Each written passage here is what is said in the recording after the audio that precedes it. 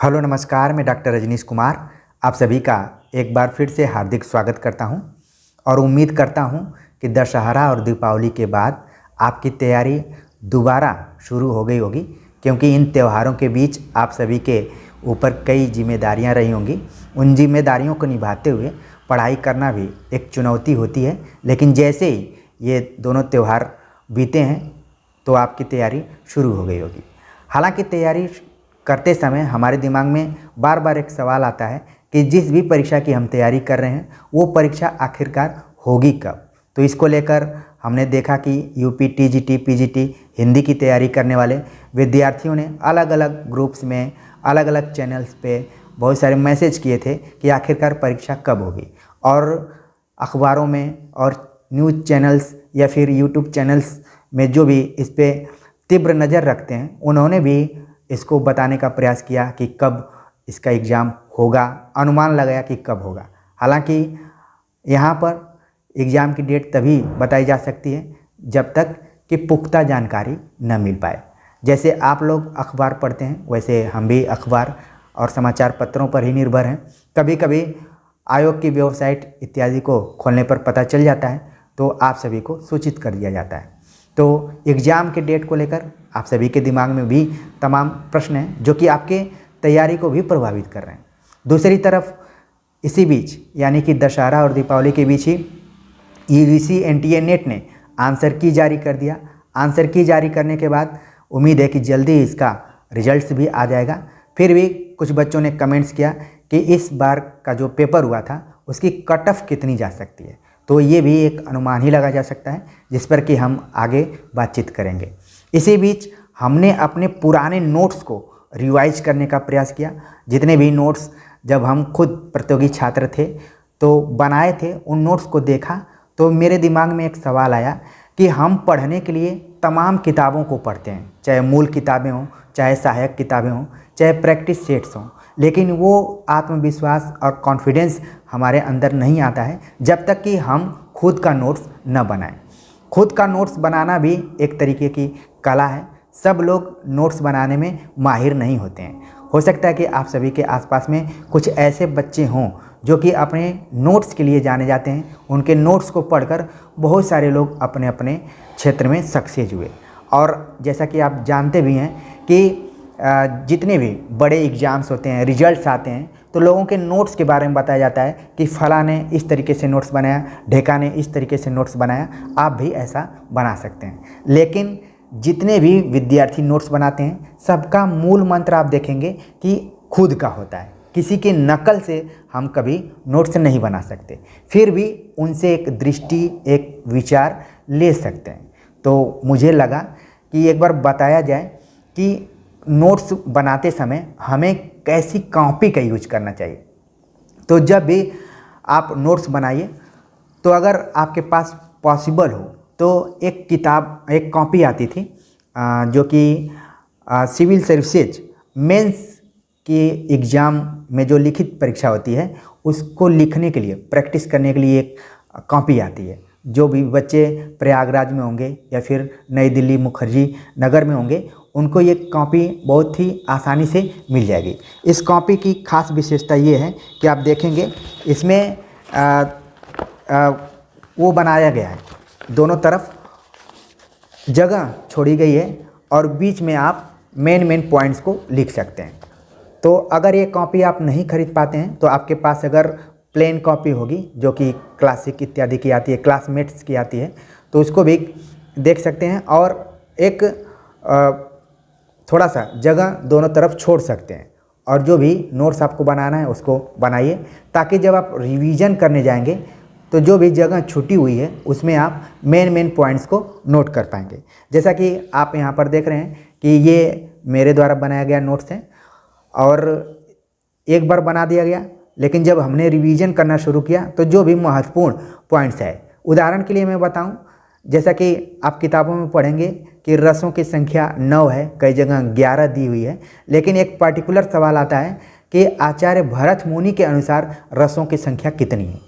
अगर इसका जवाब आपको आ रहा है तो बहुत आपके लिए आसान सवाल है, अगर नहीं आ रहा है तो किसी पहाड़ से कम ये सवाल नहीं हुए। ठीक है, तो जब पर्टिकुलर किसी का नाम देकर पूछा जाता है तो फिर आपको याद करके रखना पड़ेगा। तो हमने बगल में लिख दिया कि आचार्य भरत मुनि के अनुसार रसों की संख्या 8 है और बाकी जब सामान्य तौर से देखते हैं तो 9 रस। ठीक है, तो इसी तरीके से आप किसी भी विषय वस्तु पर नोट्स तैयार करते समय अगर जगह आपने छोड़ा है दोनों साइड, तो उसके सामने उसी से रिलेटेड अगर कोई तथ्य आता है तो आप आराम से उसको नोट्स कर सकते हैं।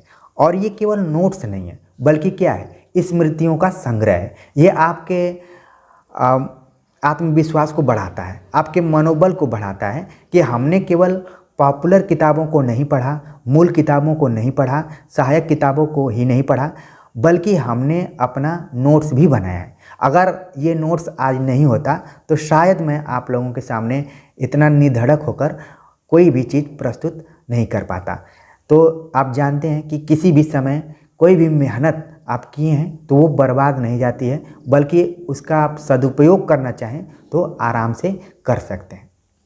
तो ये छोटी छोटी चीज़ें हैं और मेरी कोशिश रहती है कि बड़ी बड़ी चीज़ों पर तो खुद ब खुद आप लोगों की नज़र चली ही जाती है, लेकिन उन छोटी चीज़ों पर आपकी नज़र ज़रूर दौड़ाई जाए जिससे कि आपको अधिक से अधिक लाभ मिल पाए। देखने में लगेगा कि ये मैं कैसा टॉपिक चुना हूँ कि नोट्स बनाते समय कैसी कॉपी हम यूज करें, लेकिन अब इसको आप अगर फॉलो करते हैं, इसको आधार बनाते हैं, तो निश्चित तौर पर आपको लगेगा कि जिन किताबों को हम खरीद कर पढ़ा करते थे, ध्यान में रखिए कि जितनी भी वन लाइनर किताबें हैं मार्केट में मौजूद हैं, वो किसी न किसी की नोट्स हैं। उसको केवल प्रिंटेड फॉर्म में ही आप देख रहे हैं। हालांकि अन्य कोचिंग संस्थान के जितने भी नोट्स मिलते हैं सबके अलग अलग दावे हैं, लेकिन आप उनको कितना भी पढ़िए वो कॉन्फिडेंस, वो आत्मविश्वास नज़र नहीं आता है। जब आप खुद का नोट्स पढ़ते हैं तो आपको लगता है कि हमने भी कुछ किया है। तो इस कॉपी को आप खरीद सकते हैं इस टाइप से, या फिर आपके पास जो भी प्लेन कॉपी हो या फिर लाइनर वाली भी कॉपी हो। कई लोग प्लेन कॉपी पे ठीक से नहीं लिख पाते हैं, तिरछा लिखाने लगता है या फिर थोड़ा टेढ़ा मेढ़ा लिखाने लगता है, आदत नहीं होती है। तो जैसी भी कॉपी हो आप ज़रूर इस तरीके से स्पेस दोनों तरफ छोड़ कर लिखिए, ताकि दोबारा जब आप अपना नोट्स रिवाइज करें, रिवीजन करें और जो भी नए तथ्य हैं उनको बार बार लिखते जाइए। ठीक है, जैसा कि मैंने उदाहरण आपको दिया भी, इस तरीके से करिए। और देखिए, ये आपके सामने मेरा तो नोट्स है, लेकिन ये नोट्स नहीं है, बल्कि किसी किताब से कम नहीं है। इसमें आप देखेंगे कि करीब 8-10 किताबों का मैंने संग्रह किया हुआ है। बीच बीच में कुछ नोट्स में इसमें चिपका भी दिया हूँ छोटे छोटे पेजेज में। ठीक है, अब इसमें मैंने भाषा विज्ञान की पढ़ाई की रामकिशोर शर्मा की बुक से, तो इसको शामिल कर दिया। पाश्चात्य काव्यशास्त्र, भारतीय काव्यशास्त्र की जो मेन किताबें थी, मूल किताबें थी, उनको भी इसमें हमने छोटे छोटे बड़े बड़े पेजों में कलेक्ट करके रखा हुआ है। ठीक है, इसको आप देखने में ये लग रहा है, मैंने इसको नोट किया है कि 92 पेज है, लेकिन जब आप पढ़ना इसको शुरू करेंगे तो लगभग इसको आप करीब 200 पेज इसमें हो जाएगा। ठीक है, क्योंकि हैंड राइटिंग कई लोगों की छोटी छोटी होती है, कई लोग बड़े बड़े अक्षरों में भी लिखते हैं, तो सबके लिखने का अलग स्टाइल है। तो हमको लगा कि आपको बताना चाहिए कि अगर आप नोट्स बना रहे हैं तो नोट्स बनाने का सही रूप क्या है, सही प्रारूप उसका क्या है। क्योंकि हम कॉपी कलम तो अपने पास रखे रहते हैं और जो चीज़ जहाँ पाते हैं उस हिसाब से लिखना शुरू कर देते हैं, लेकिन आप बार बार अगर नोट्स बनाएंगे तो आपके पास नोट्स की संख्या बहुत ज़्यादा हो जाएगी। आपको समझ में नहीं आएगा कि आपका मोस्ट इम्पॉर्टेंट नोट्स कौन है और सबसे घटिया नोट्स कौन सा है। ठीक है, लेकिन जब आप एक कॉपी को अच्छे से बनाएंगे, दोनों तरफ स्पेस करके रखेंगे, तो जब भी आप रिवीजन करेंगे, रिवीजन करते समय जो भी नया तथ्य आपके सामने आएगा उसको आप किनारे में लिख लेंगे। तो इसी नोट्स के आधार पर हम हिंदी व्याकरण का पोर्शन, जो कि यूपी टीजीटी पीजीटी के दृष्टिकोण से बहुत ही इम्पोर्टेंट है और अपनी परीक्षा के दौरान हमने बनाया भी था, तो उस पाठ्यक्रम के अनुसार इसी कॉपी के आधार पर आपको नोट्स मैं प्रोवाइड कराऊंगा लेक्चर्स के माध्यम से। और जहां भी नए और पुराने तथ्य होंगे उसको भी लेक्चर्स में मैं बताऊंगा कि मैंने कब किसको नोट किया। क्योंकि एक तो है कि मूल रूप से जब आप पढ़ रहे हैं, तथ्यों को पा रहे हैं तो डायरेक्ट लिखते जा रहे हैं, लेकिन जब दोबारा आप अध्ययन किए, दूसरी कोई किताब पढ़े, उसमें कोई नई चीज़ आपने देखा तो अपने ही नोट्स में किनारे में लिख लिया।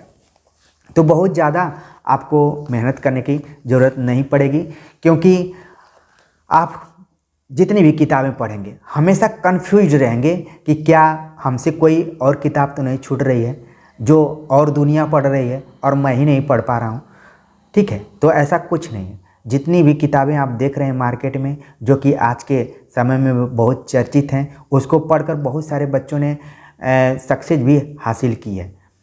तो वो सबकी अपनी अलग अलग क्षमता है, लेकिन हर छात्र ज़रूर कोई न कोई नोट्स बनाता है। बिना नोट्स बनाए तो कोई भी परीक्षा हमें लगता है कि पास करना मुश्किल है। भले कोई बोले कि मैंने 2 ही किताब पढ़ी, 3 ही किताब पढ़ी, लेकिन उसके बताए गए रास्तों पर अगर चलकर कोई 2-3 किताब ही पढ़ना चाहे तो फिर वो भी एक गलत दृष्टि हो सकती है। कुछ बच्चे कमेंट्स करते हैं कि मैं सरस्वती पांडे, गोविंद पांडे की बुक को पढ़ाऊँ, या फिर जो वन लाइनर किताबें हैं जो मार्केट में पॉपुलर हैं, उपलब्ध हैं, उनको मैं पढ़ाऊँ। तो वो संभव नहीं है, क्योंकि अगर मैं उन्हीं किताबों को पढ़ाना शुरू करूँगा तो फिर हमारे पढ़ाने का बहुत मतलब नहीं है, या फिर पढ़ने का भी मतलब नहीं है कि हमने क्या किया। और आचार्य रामचंद्र शुक्ल, आचार्य हजारी प्रसाद द्विवेदी, डॉक्टर रामचंद्र तिवारी और रामस्वरूप चतुर्वेदी, बच्चन सिंह की आत्माएं रोने लगेंगी कि हम लोगों ने अपने जीवन में क्या किया। एक किताब जो कि छात्रों में भले पॉपुलर है, उसको पढ़कर बहुत विद्यार्थी सक्सेस भी हुए, नौकरी में भी गए, और लोगों को बताते भी हैं कि इस किताब को पढ़ना चाहिए। हमने भी अपने वीडियोज में बताया है कि इसको पढ़ना चाहिए, लेकिन वही पहली और आखिरी बुक नहीं है। हो सकता है कि किसी एक्सपर्ट्स का दिमाग कभी घूम गया तो वो ऐसा ऐसा सवाल पूछे कि आपको लगेगा कि अपने मूल के तरफ हमें मुड़ना चाहिए। और जब आप अपने मूल, अपने जड़ की तरफ जाते हैं तो आप निश्चित तौर पर मजबूत और आत्मविश्वासी नज़र लगने लगते हैं। तो अपने मूल किताबों को पढ़िए, अपने नोट्स ज़रूर बनाइए, और नोट्स बनाने के लिए कैसी कॉपी का यूज करना चाहिए इसके बारे में हमने बताया है। और लगातार हमको जब भी लगता है कि आप सभी को एक दृष्टि देनी चाहिए, या फिर मेरे मन में इस तरीके का विचार आता है कि हमने अपनी तैयारी के दौरान किन किन ट्रिक्स को अपनाया था, किन किन चीज़ों को अपनाया था, उसको आप सभी को बताना चाहिए। इसीलिए हम इस प्लेटफॉर्म पर जुड़े हैं और आप सभी लगातार इस चैनल से प्रेम कर रहे हैं, इसको मोहब्बत कर रहे हैं। तो ऐसे ही करते रहिए और लोगों को इसके बारे में ज़रूर बताइए। तो उम्मीद है कि अब आपको अच्छा लगा होगा कि दोबारा आप नोट्स बनाने जाएंगे तो नोट्स का अंबार नहीं लगाएंगे, बल्कि एक ही नोट्स बनाएंगे, उसमें थोड़ी सी जगह छोड़े रहेंगे दोनों तरफ, और जब भी कोई नया तथ्य आएगा उसमें उसको ऐड करते जाएंगे। ठीक है, तो आपको भी पढ़ने में आनंद आएगा, और उस नोट्स को आपके जूनियर्स भी पढ़कर सक्सेस हो सकते हैं, या फिर उनके मन में एक आइडिया आ सकती है कि ऐसे भी नोट्स बनाया जा सकता है। जितनी आसानी से हम किसी वन लाइनर किताब को पचाने की कोशिश करते हैं, उसको लगता है कि एकदम से अपने अंदर समा लें, उतना वो ईजी नहीं है। वन लाइनर किताबें भी आप पढ़ते होंगे तो आपको लगता होगा कि कुछ न कुछ ऐसा लग रहा है कि अधूरा है। कंप्लीट कब होता है? जब खुद हम इन्वॉल्व होते हैं, उसमें से कुछ तथ्यों को अलग नोट करने का प्रयास करते हैं। आगे किसी लेक्चर में मैं बताऊंगा कि वन लाइनर किताबों को पढ़ने के क्या फ़ायदे हैं और क्या उसके नुकसान भी हैं। तो आज के लिए बस इतना ही। इस चीज़ को अपनाइए कि कैसे नोट्स बनाना है, उसके लिए किस तरीके की कॉपी होनी चाहिए। उम्मीद है कि आप सभी को अच्छा लगा होगा और आपने आत्मीयता के साथ पूरे लेक्चर्स को सुना होगा। मिलते हैं एक नए टॉपिक और लेक्चर के साथ, तब तक के लिए नमस्कार।